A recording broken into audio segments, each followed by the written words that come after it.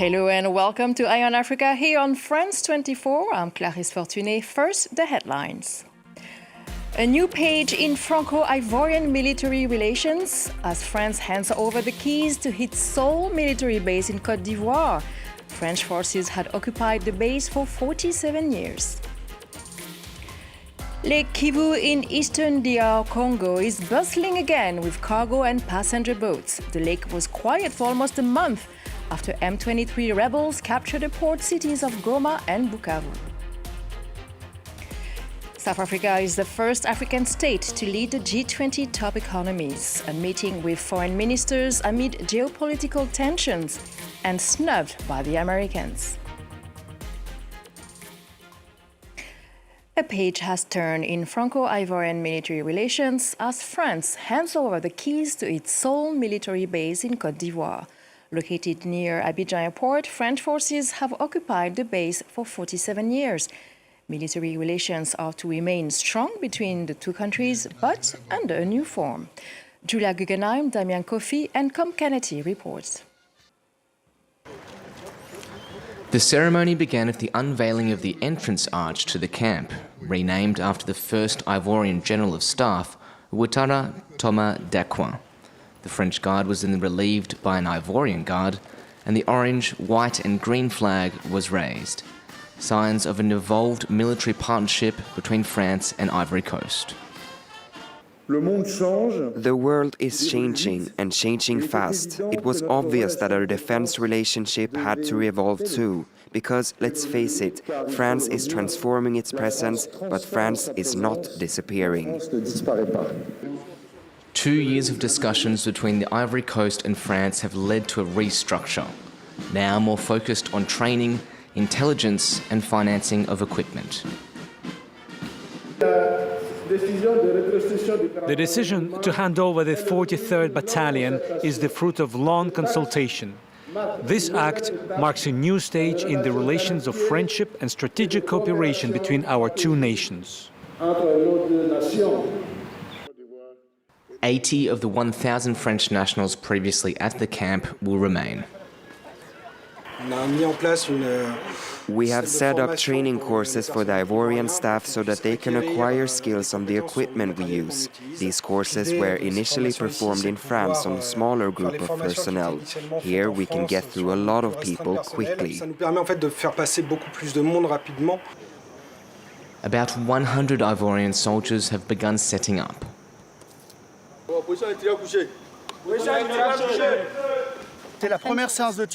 This is the first shooting session to be carried out by the 1st Ivorian unit stationed here on the camp. We're here to support the firing director, who is an Ivorian officer. The complete handover of the camp is expected to take several months. In eastern DR Congo, boats are making a comeback on Lake Kivu after a month-long travel ban caused by conflict. The cities of Goma and Bukavu on opposite sides of the lake are now linked again. The Rwanda-backed M23 rebels control all of Lake Kivu after its recent advances. Emmett Livingston reports. This boat captain had been waiting eagerly for the moment. After being banned for over a month, marine traffic has been allowed on Lake Kivu again. It had stopped during weeks of intense fighting between Rwanda-backed M23 rebels and Congolese forces. We used to leave Bukavu at 7:30, but today we left at 9, which is why we are slightly late arriving in Goma. But the journey went very well.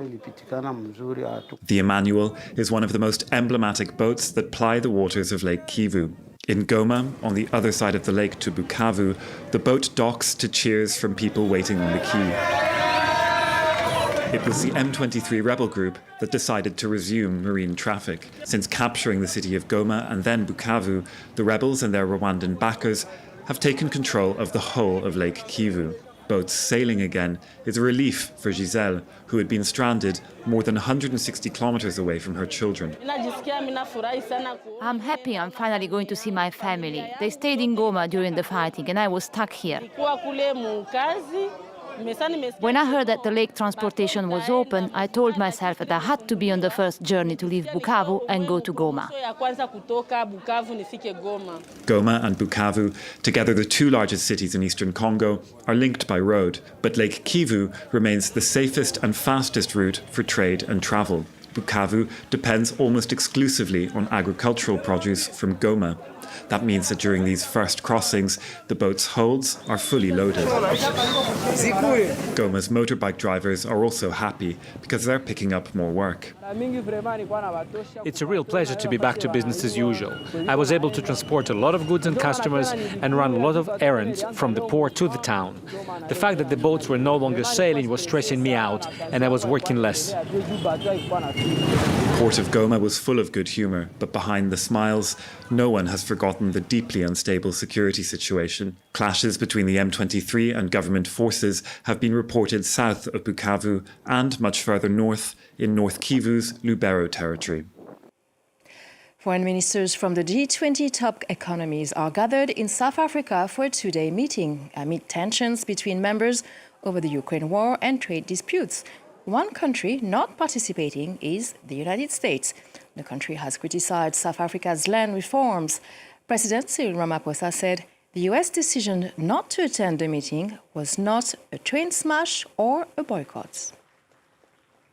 This is not a boycott. This can be ascribed to a whole number of reasons, which he has stated, which we note.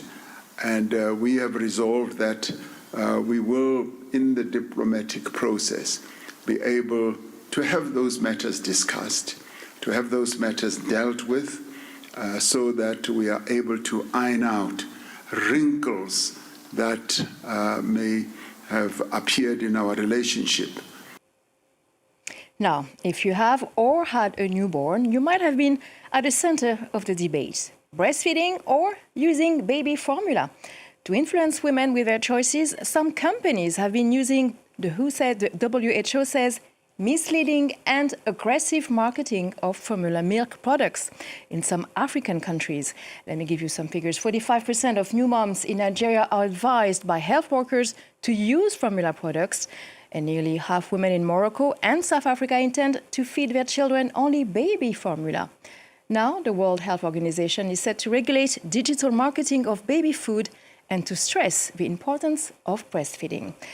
One of the big supporters of this initiative is Patty Rundall. She's on the Global Council of the International Baby Food Action Network.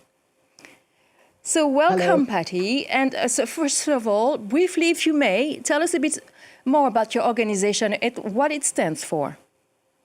Well, the International Baby Food Action Network has been around since the late 1970s, and we were the ones that were prompting WHO based on monitoring results that we were seeing of how companies were marketing their baby formulas in such dangerous ways and misleading mothers. So this led to a code of marketing, which was adopted in 1981, and IFAN is a network, and we've grown and grown since that time. And we now have, in Africa, we have 47 active groups. They're all very small. No big money comes to us, but we monitor and we inform our governments and we help the governments see what's happening and why the laws and regulations need to be changed and updated.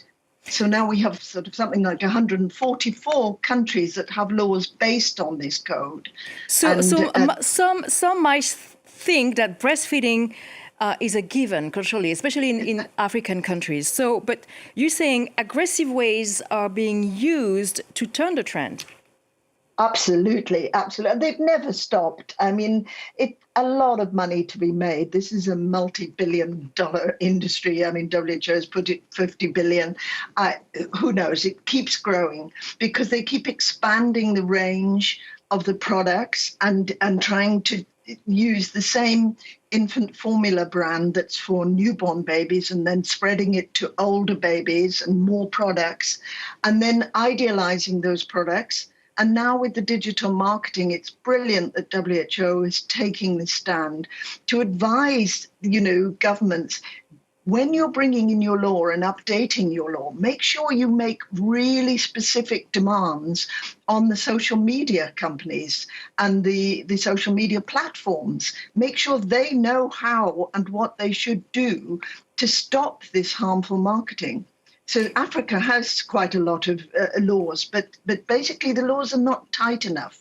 We need to make sure they cover the whole range of products that can undermine breastfeeding and mislead parents and get them eating really, feeding the wrong products, really. Patty, what is wrong with baby formulas? It's not so much what's, well, I suppose it is what's wrong. It's an ultra-processed product that sits on the shelf for 2 years. Okay, if you need it, you need it. And nobody wants to make mothers feel bad if they need to have it and they can't breastfeed, or they're going back to work and they don't have facilities or whatever. That's shocking in itself. We should be ensuring that governments and workplaces make it possible for mothers to breastfeed. But the products themselves, they're all down to what the companies are going to put in it. And those products and ingredients sit on the shelf for 2 years. They're nothing like breast milk, which changes as the baby grows, packed with the immunity that the mother gets when she's faced with, all sorts of infections. She passes those on to the baby. There's not a way that a formula that's standardized and shipped around the world could possibly be the same and be tailored in the same way for her particular baby.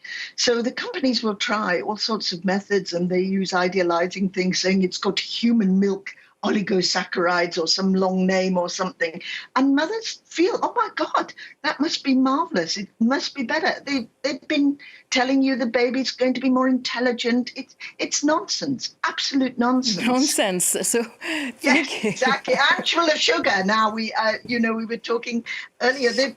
The sugar, the presence of sugar that in Africa and the developing countries, companies put more sugar in. It's also the issues of sugar. Unfortunately, we don't have much time left. Thank you very much, Patty Randall. Thank you very much. Very interesting debate. Great. And this concludes our edition of Eye on Africa. Thank you for watching.